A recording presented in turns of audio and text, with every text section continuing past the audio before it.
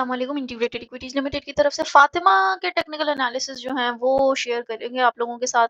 कल के दिन अगर हम देखें तो फ़ातिमा ने भी अपनी एक बहुत अच्छा बुल रन हमें दिखाया और एक अच्छी परफ़ॉर्मेंस जो है स्टॉक ने हमें शो की। चार्ट को एनालाइज़ कर लेते हैं कि अपकमिंग ट्रेंड क्या हो सकता है टेक्निकल एनालिसिस की बेसिस पे। सबसे पहले एज़ यूजुअल हम अपना वेव स्ट्रक्चर देखेंगे। वेव 1 के बाद हम देखें तो एबीसी करेक्टिव वेव ने वेव 2 का इसके अंदर लो बनाया। उसके बाद वेव 3 का इम्पल्सिव मूव कंप्लीट हुआ जो कि एक्सटेंडेड था। वेव 4 करेक्शन के बाद अब वेव 5 का फाइनल इम्पल्सिव मूव हम देखें तो चल रहा है।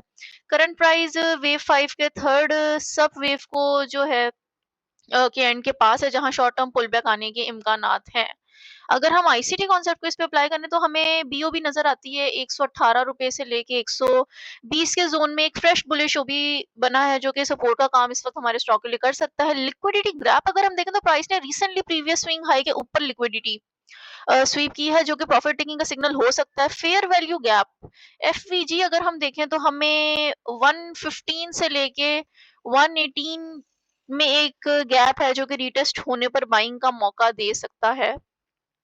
मार्केट स्ट्रक्चर अगर हम देखें तो higher highs and higher lows intact हैं तो ट्रेंड इसके अंदर बुलिश ही रहेगा। ज्ञान के एनालिसिस कर लेते हैं जी। प्राइस ज्ञान एंगल के ऊपर सस्टेन कर रही है जो कि ट्रेंड के कंटिन्यूएशन का सिग्नल है।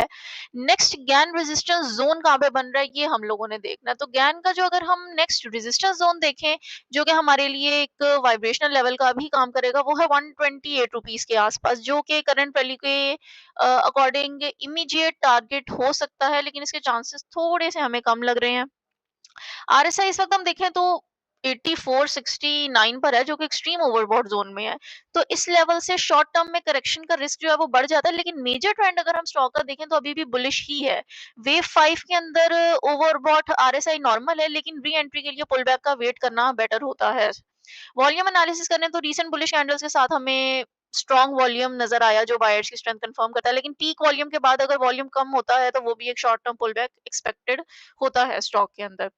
तो ओवरऑल अगर हम इसकी एनालिसिस करें तो मेजर ट्रेंड स्टॉक का बुलिश ही है लेकिन due to extremely overbought RSI stock जो है अपने थोड़े सपोर्ट लेवल्स को टच करेगा जो कि मैंने आपके साथ डिस्कस किया है कि 115 रुपए तक स्टॉक अपनी सपोर्ट ले सकता है। तो आप लोगों ने जो अपना स्टॉप लॉस है वो 114 रुपए से नीचे रखना है।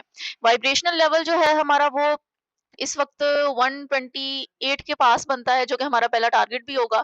अगर ये 120 को ब्रेक करता है तो फिर इसके अंदर एक अच्छा बुल रन जो है हमें नजर आ सकता है लेकिन उस वक्त हमने अपनी आरएसआई और एक वॉल्यूम ब्रेकआउट भी देखना है ट्रेंड की कंफर्मेशन के लिए।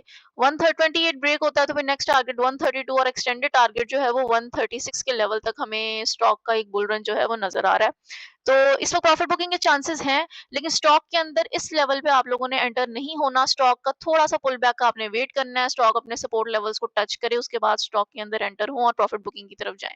तो ये फातिमा के ओवरऑल एनालिसिस थे।